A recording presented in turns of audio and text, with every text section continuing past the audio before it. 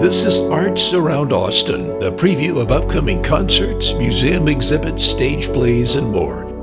Here are some of the stories we'll be covering.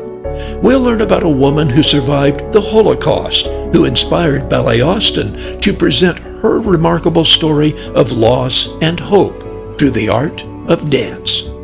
Then, an Austin artist's dream comes true. And later, what happens when you combine the music of the rock band Radiohead with the music of a symphony from 150 years ago? Central Texas audiences will get to find out soon. These stories coming up on this edition of Arts Around Austin.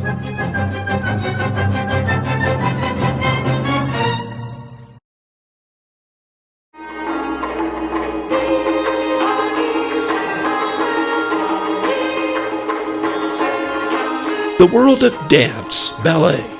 It seems like light years away from one of the darkest times in the history of the world.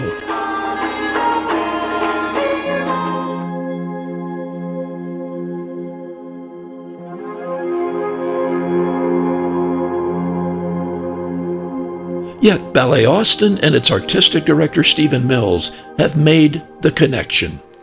They have created a ballet that recounts the story of one woman who, against the odds, survived the death camps of the Holocaust and who went on to live a long life in Texas. Naomi Warren's story and the stories of many others from those terrible times will be told through the language of dance as Ballet Austin presents Light, the Holocaust and Humanity Project, March 31st through April 2nd. This ballet is the creation of Stephen Mills. It came about after the events of 9/11, when I, as an artist, was looking for a way to find a little more relevance in the work that I was doing. And I was introduced to a survivor of the Holocaust named Naomi Warren. The fact that I survived, and so many people did survive. Maybe I was lucky enough that people were watching over me, or some people that I lost. My husband, he perished in Auschwitz. She suggested that I should maybe do a work based upon her story as a way to help to bring the issues of the Holocaust forward to a contemporary audience and to touch on contemporary issues of not only genocide, but bigotry and hatred and all those things that we continue to deal with. So that's really how was the genesis of my journey to get to this point.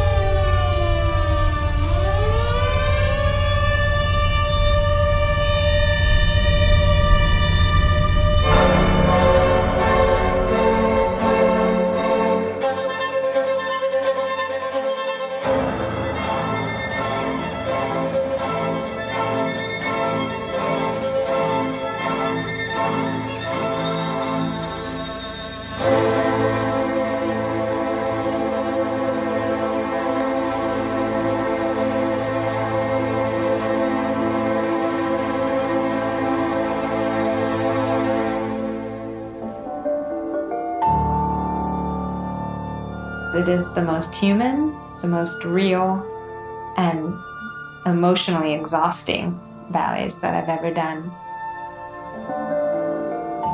You have to be willing to go and be very vulnerable on stage.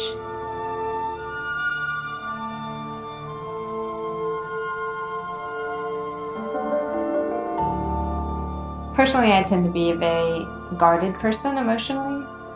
I experienced loss at a very early age. My father passed away when I was 6. And there's a section in the ballet where our husband leaves us and we're alone. And I just think of how my mom felt when my father passed away. But yet she kept going on. I mean, it's not the Holocaust by any means, but it's still her personal pain and loss. And now, being a mother and a wife, I can't imagine losing my husband. I mean, I have to imagine it in the ballet, and that is what's really hard. And just thinking of my children not knowing their father, that takes me to the place I need to be, or the ballet at that point.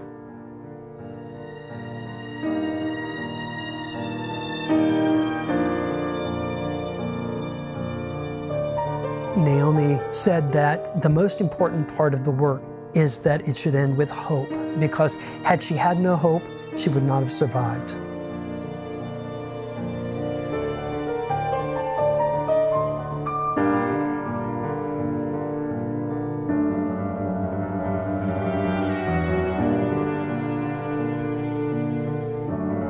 For me, the last section is a way of honoring that wish from Naomi.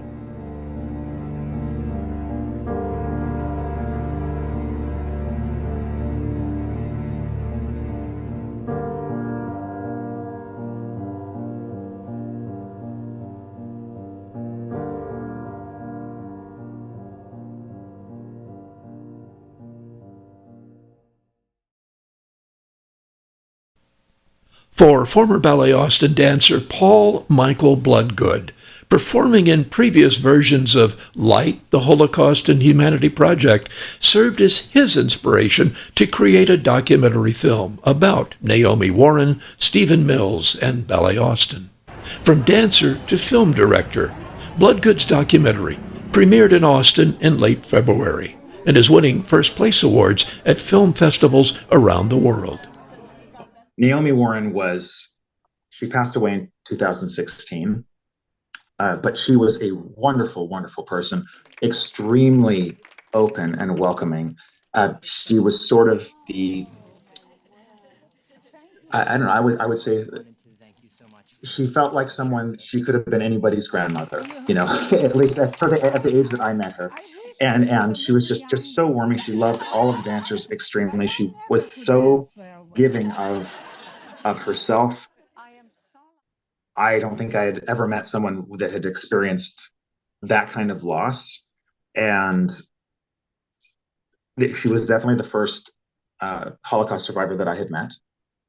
And that light, I would say, so it's all sort of tied together for me, that meeting Naomi, hearing her testimony firsthand, the Holocaust education that I had, the creation of Light, the Holocaust Humanity Project, and then now having worked on this film for several years, diving through all of this material, all of it is tied in together as far as how it's affected me and changed my perspective. Just, again, trying to be more open and receptive to the suffering in the world, even if it's not directly affecting me.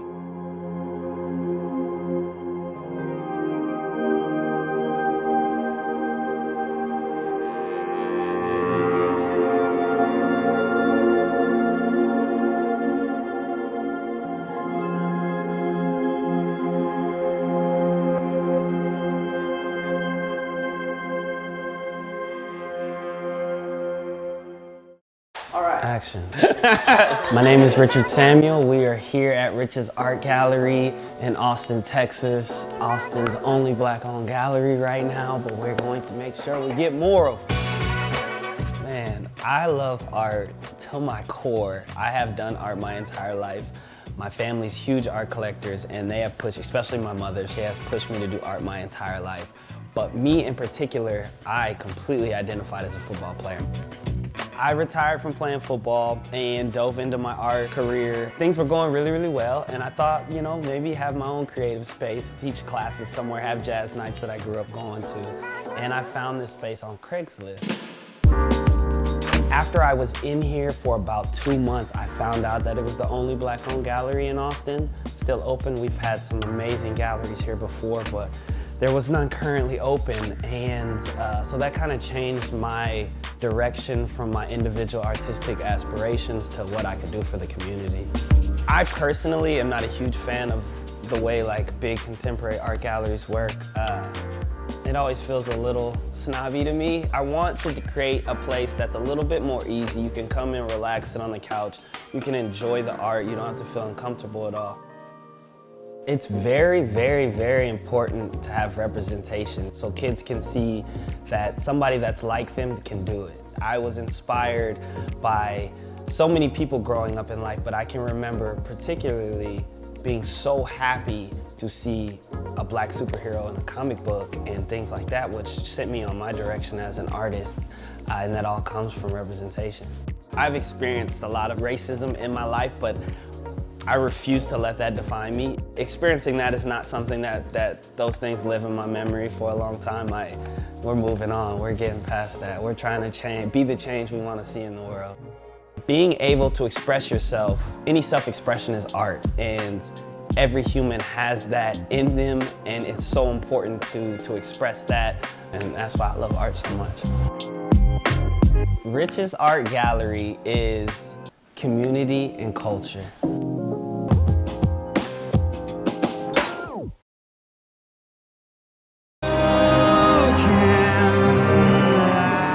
Our next story is about music from two very different times that, when combined, create new sounds. Sounds like we've never heard before.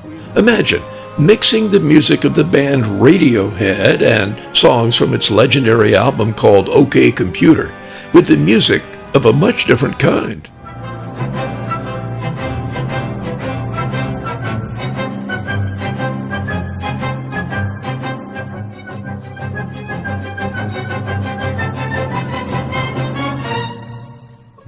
Johannes Brahms spent years trying to write his first symphony, and when it received its premiere nearly 150 years ago, it quickly became an audience favorite, still heard regularly at symphony orchestra concerts around the world.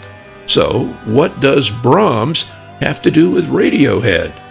Well, we'll all get to find out on Thursday, April 6th. That's when the Austin Symphony Orchestra is joined by 3 terrific pop singers to present what's billed as Brahms X Radiohead.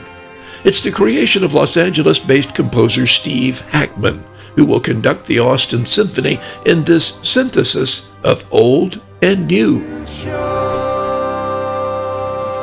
I like to say that this piece is Radiohead's OK Computer seen through Brahms's filter. Or, you know, it's almost, and it's my approximation of what this album would have sounded like if Brahms would have been trying to rearrange it for the orchestra. So you've got Radiohead's recognizable melodies being sung by the singers, but then superimposed over top are the melodies or motives of Brahms. And then sometimes Radiohead's harmonies have been adapted or recomposed in order to accommodate some sub-themes of the Brahms in there. So, you know, it's kind of like, in general, at any one point in time, you know, either Brahms or Radiohead are the sort of main musical driver, and the other is being adapted in order to synthesize and infuse with it. I lost myself.